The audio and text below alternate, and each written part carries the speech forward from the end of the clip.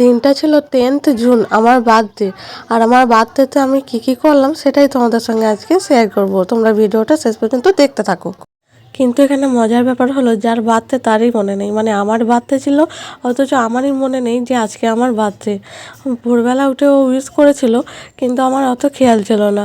তো আমাকে অনেক দিন ধরে বলেছিল ঘুরতে যাব ঘুরতে যাব, এটা আমার সারপ্রাইজ ছিল। কিন্তু আমি জানতাম না যে ও আমাকে মানে ভেবেছি কি বারবার ঘুরতে বলছে, তাহলে চলো আমি যাই ঘুরতে। বারবার যখন আমাকে জেদ করছে মানে দেখা করার জন্য, তাহলে চলো দেখা করতে যাই।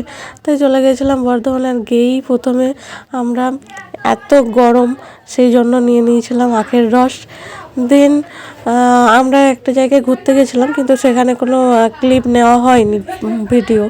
তো তারপর আমরা গেছিলাম লাঞ্চে। আমরা লাঞ্চে গেছিলাম, এই যে বসে পড়েছে মেনু কার্ড নিয়ে।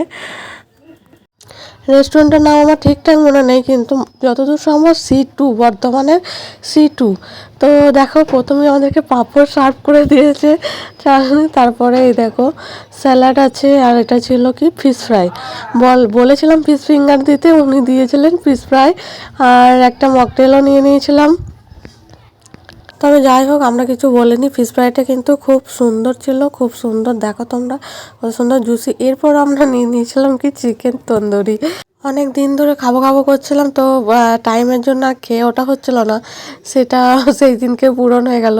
দেখলাম 12 মাস তো ভাত চাল, মানে যেসব খাবারগুলো হয় সেই সব তো 12 মাসই খাই। কিছু নতুন কিছু খাওয়ার চেষ্টা করব। তাই মানে প্রত্যেক দিনকে খাবার আর ভালো লাগছে না, তাই একটু ডিফারেন্ট কিছু খেলাম দুজন মিলে। তো বেশ ভালো লাগছিলো। খুবই সুন্দর রান্না করা থেকে সার্ভ করা থেকে খুব সুন্দর হয়েছিল। তো আমাদের খাওয়া দাওয়া কমপ্লিট। এবার বিল দেওয়ার পালা। দেখো গাইস, কত বিল এসেছে। তো বিলটা আমার পকেট থেকেই গেল ফাইনালি, যেহেতু আমার বার্থডে ছিল। তো ভিডিওটা এই পর্যন্তই। দেখা হচ্ছে নেক্সট ভিডিওটা ভালো লাগলে অবশ্যই লাইক, কমেন্ট আর শেয়ার করে দিও। Thank you so much.